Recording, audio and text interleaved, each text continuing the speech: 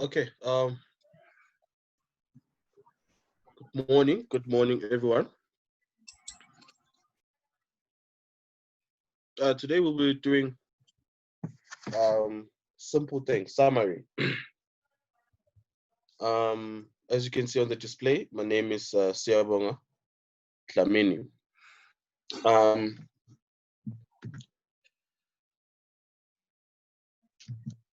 so obviously we'll just simply introduce the topic, go into extensive explanation, then we'll work around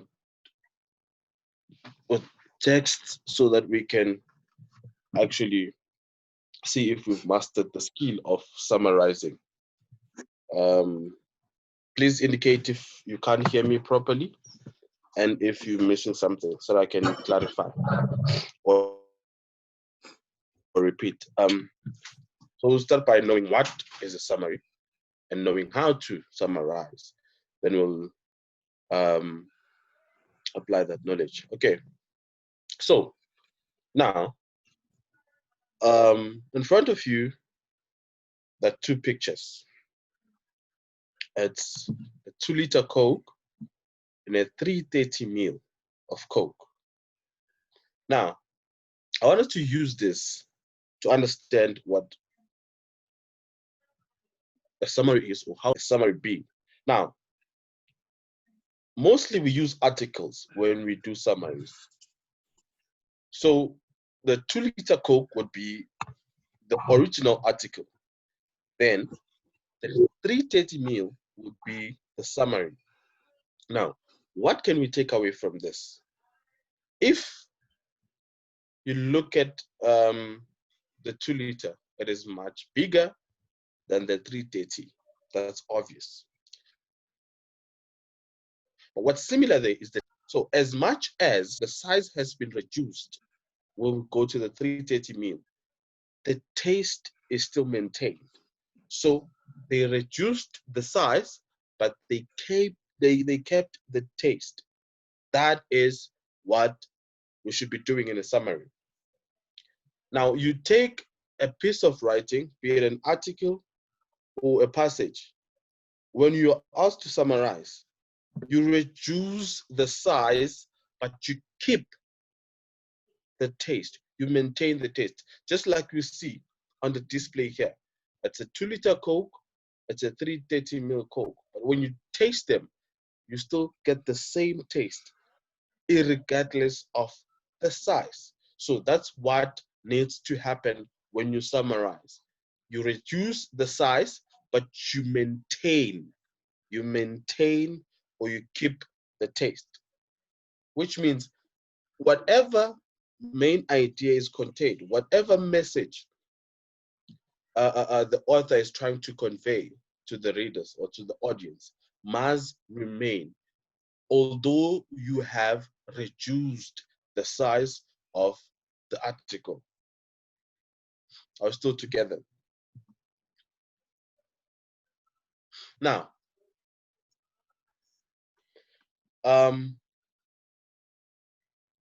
but before we go further to the steps and whatnot, just to make sure that we're on the same page. A summary is just a shortened version of being an article or any piece of writing, keeping the main ideas but reducing the size, obviously, or the number of words. So that's why, which is why I'm saying, when you summarize, it is important that you reduce the size but keep the taste, just like we see on the two pictures here, the 2-liter and the 330. They are the same, just difference in size. The taste is maintained, but the size is kept. So that's what you should keep in mind all the time you're doing a summary. You reduce the size, you keep the taste. Now, how do you go about doing a summary? I'll just do a step-by-step guide. I hope you're still with me and you're still following. So I'd appreciate if you do indicate if there's something you're missing or you need clarity, or if you can't hear me, or if I'm moving too fast or too slow. Okay, So now the first thing, obviously, you get an article or whatever piece of writing or whatever text that will be given. The first thing you do, obviously, is to read. Why do you have to even read? Obviously, you can't summarize something that you haven't read. So you do this to get, sorry, you do this to get just a general idea of what this article or text is about. Then, when you go about reading the second time, what are you looking for? Now that you know that this article is about this and that, you go for the second time now with a specific aim of finding the main points or the main ideas. Now, obviously, the simple route to take, each paragraph obviously contains its own idea. You can just try to extract or take away those main ideas from each paragraph. That can be the starting point. Then, obviously, in a paragraph, like I said, each paragraph has its own idea. Now, how do you see that? Mainly, it's the topic sentences. The first sentence normally introduces the main idea, but yes, so you take away the main idea, can be even per paragraph, like I'm saying. Then, what do you do with that? In each paragraph, like I said, the opening sentence may be a topic sentence which introduces the main idea. The last sentence would maybe conclude if the idea is still contained in one paragraph. So the main thing here that you do in the second step is to go about looking for the main ideas, because now you already know what this is about. So you look at the main points that are driving this message that the writer is trying to convey. Now, you do this now. You write the main idea of each paragraph. Now that you have the main ideas, now that you've collected all the main ideas, what do? You write them down. But now you use your own words. That will be now your draft. Use your own words. Avoid as far as possible repeating what the author has said, unless you are quoting, which is sometimes not really advisable. Now, this is to avoid having a bigger number of words. So it's easier to just rephrase whatever the writer has said, so that you shorten the sentences and all what is contained in that piece of writing. Now, once you've done that, you start now pulling the key fact. Now, then to support the main ideas. Now, obviously, you don't want a lot. Sorry about that. You don't want a lot of information or a lot of things to write, because the main thing here is to reduce the size. But okay, sometimes you're asked to summarize the number of articles, but it's not always. Oftentimes, you're just given one article.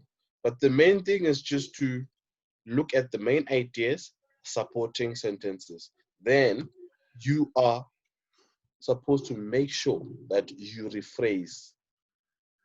Rephrasing, if in case you've lost it, it's just rewriting a phrase or sentence in your own words or in a different way from how it's written initially, or it was written initially. Now, when you've written all the sentences, you do an overview, obviously. And that can be your introduction. In your introduction, then you'll need to give the author's name. Like, now this is a simple thing. Like, it's obvious that you are summarizing someone else's intellectual property or someone else's work. So it is important to acknowledge that this is not you saying these things. No, you can say so and so states that. Um, you know, there are many ways of introducing someone else's statement or of acknowledging someone else's work. Um, then, obviously, it's important to mention that so that you don't appear as someone who's plagiarizing. Then you introduce, obviously, that's you summarizing the main ideas with the key facts or figures to support. From the word go, you already giving us an overview so that when I'm reading the summary, or whoever is reading the summary can already get the idea what is going on here. Now, after that, you've already collected all the main ideas and the supporting statements and all that. You've basically summarized because obviously the size is now reduced, but are we done? No, because you need to organize. You need to organize your summary in a logical way. So you need to make sure it follows a logical order, and also, more importantly, that it is coherent. When you read, you just flow through and get the bigger picture at as simple as all that. So it is important that once, like I said, that will be the first thing that you do will be your draft. Then you just check if there's no repeated idea. You check if there's no irrelevant information. Then you delete all that. Then, now that when you've done all that, when you present your summary in a logical, coherent order, then you've gotten rid of everything that is unwanted. And then what do? You just write it without the unnecessary things that are not wanted. That is your summary. You cancel out the draft. Like I said, once you are doing this thing of writing the summary in a logical order, I said it needs to be coherent. What allows it to be coherent? Or to be one body that makes sense. You have to have linking words. You have to include linking words. Like, simply put, these are just conjunctions. So you do this so that the reader can follow your thoughts or that of the author, because you're summarizing someone else's work. This will help the summary to flow better and to help you avoid writing short sentences without any connection between them. So there must be an agreement between sentences. The concord, which is brought about by these conjunctions, the linking words, are words like therefore, moreover, nevertheless, words like that. Also, those are words, although, over and above that. However, those are words that you can use as linking words so that this thing that you are summarizing is flowing and we can easily follow your thoughts. Now, here's one thing. What we're trying to do here is to just reduce the size but keep the taste. What do we mean by that? As I've already mentioned, you are here making sure that you produce a shorter version of the article. And that shorter version of the article must not really be without the main ideas. So as much as you are reducing the size of the article, you are keeping the main ideas, or what the article or the author intends to the message that the author is intending to or intended to convey. So it's important. Sorry about that.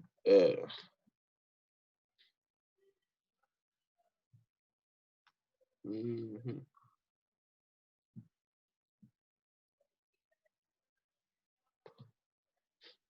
Um, don't copy. Don't copy the article. Don't copy the article. That's simple. You don't want to repeat the words. You don't want to copy it as it is, obviously, because you won't achieve the shortened version of the article, the original article, if you just copy or code. So you just, like I said, you paraphrase, you rephrase. Then, like I said, when you now acknowledge the author, you can say the author claims that, the author states that, or you can even mention them by name, or so and so suggest this and that. Now, if you quote directly, obviously, use quotation marks. But like I said, I wouldn't really um, promote this because, sorry about that, because it actually um, increases the number of words. So better paraphrase. Now, what is important also, don't add your opinion. No matter how interesting the discourse is, you don't add your opinion. Your one single job is to summarize. So you don't really have to add what you think or your opinion about the topic or whatever the writer has to say. So nothing of yours is supposed to be added there. You just give us back what the writer has given us, but now in a shorter version. Don't add your own opinion.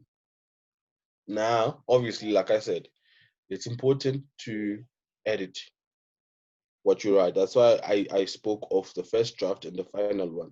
Now, when you have the first one, you use that one to edit, um, check out spelling, check out grammar, check out punctuation mistakes, check out any other irrelevant things that you need to get rid of. Then when you write the final should be without mistakes.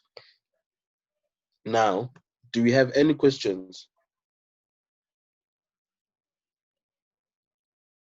Any questions?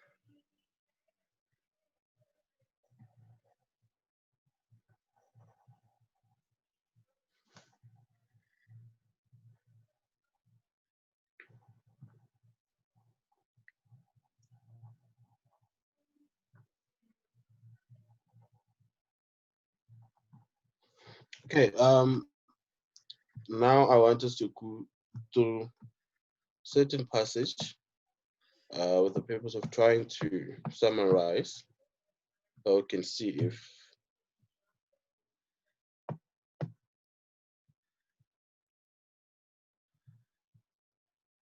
just bear with me.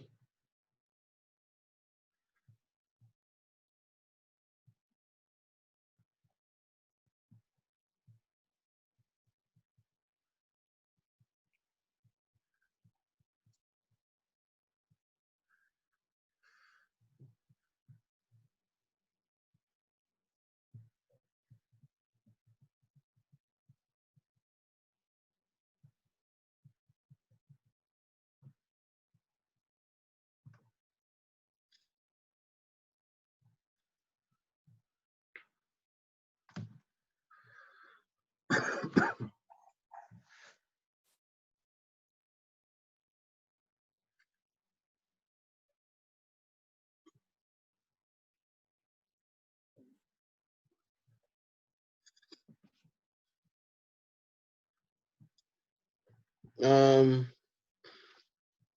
I'll just share an article now. I want us to go through it for a few minutes. Then, as we go through it, try to do one, get the overview, obviously, go through the steps as we did, then try to find the main ideas, and we'll summarize together. Let me see if we all understand. So I'll just share. I'll share the article just now.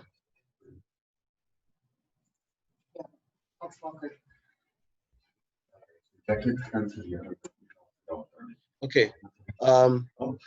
Clearly you can see the article now. Just take hello. Sy area is in die backdrop en goeders.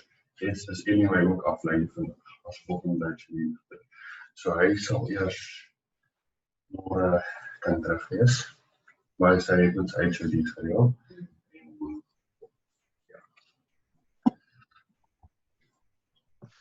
So ek voel nou wel as ek op prepaid was, ek kan begin môre.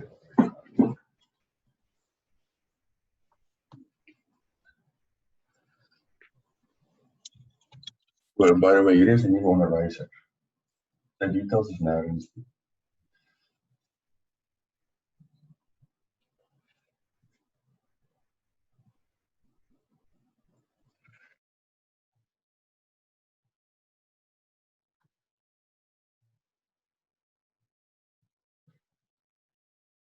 Okay,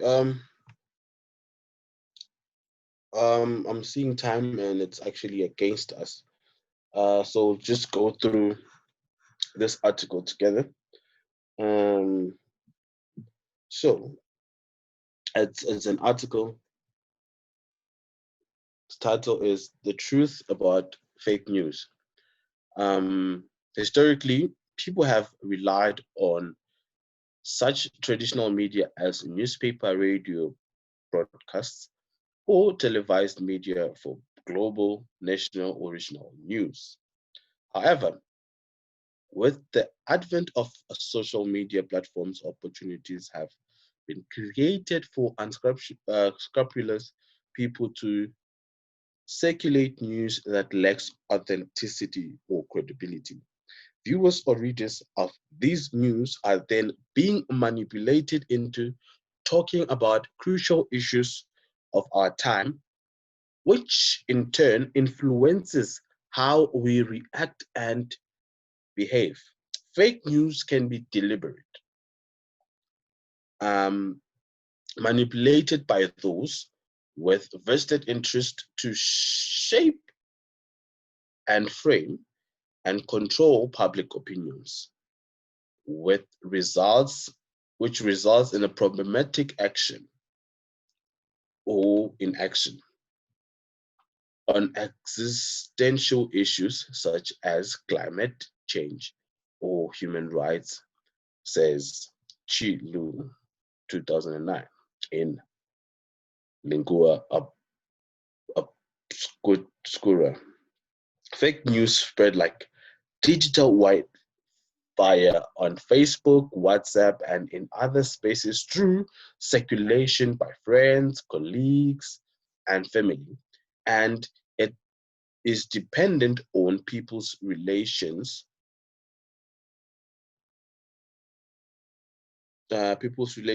and connectivity. This results in mass circulation of misinformation, which further dupes the public into engagement, often inciting people and persuade them to debate the issue according to the viewpoint of the originator who has their own agenda in mind. The pandemic, COVID-19, has created further opportunities for creating havoc amongst people globally. The spread of false facts concerning the virus, alongside fake news on individual governments' responses to the curbing of the spread, has been facilitated by the general lack of knowledge and the tendency internationally for governments to employ stringent measures. Additionally, conspiracy theories about the creation of the virus and the testing of the vaccine have been sparked furrow and racial tension. Okay, now, like just because of time, we'll just rush through it. Now, obviously, if you look at now, just three paragraphs. Now, the main one is that the shift from the traditional ways of publishing news to the like from the newspaper, radio, and television setup to now including all social media and whatnot in the current age, that has now opened room for um, news that lacks authenticity or that is not credible, which means the credibility check now is flawed when it comes to social media and whatnot. So, which means now we are already introduced to the problem. The the title says the truth about fake news. So we already know this is about fake news, obviously.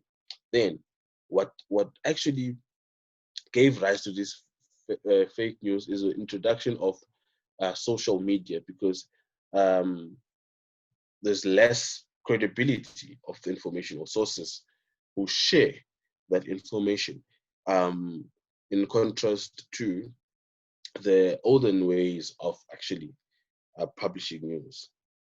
Um, then, obviously, with the second one, it highlights that these fake news spread faster because um, of the setup of um, social media, like Facebook, WhatsApp, and so on, and how globalization has made information to actually spread so quickly. So it's dangerous because a lot of uh, information, fake news gets shared, and it actually gets to people, and obviously, it can really have negative, or people can react in ways that they're not supposed to because of the fake news. That's the danger of it. That's why it's being referred to as the digital wild fire. We know that wildfire is not really um, there to do any good, which is the same with this fake news. Then obviously, then the last one goes to quote examples that even now during this pandemic, which we now know, we've seen a lot of fake news that everyone has an opinion. Everyone wants to say, I know about this, this is going on, this is not going on, and whatnot. So that's the general idea contained. You know, we can simply summarize this article like so quickly because it's very clear and succinct. So um unfortunately, time is not really on our side. So we'll have to end it here for today. But I challenge you to go on and read more articles and try to summarize on your own. Feel free to contact me anytime. Um, anytime I can be contacted.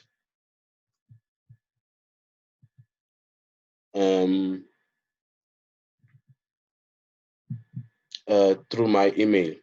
My email address is siabonga310@gmail.com. Sorry, I'll just show it right now in a second.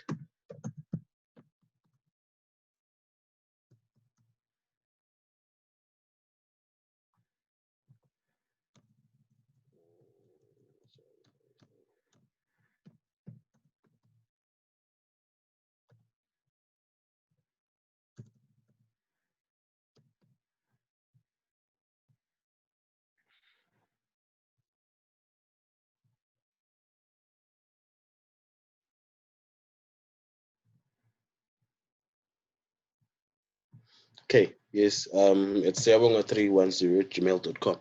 Thank you for joining in. I will meet in the next class. Bye-bye.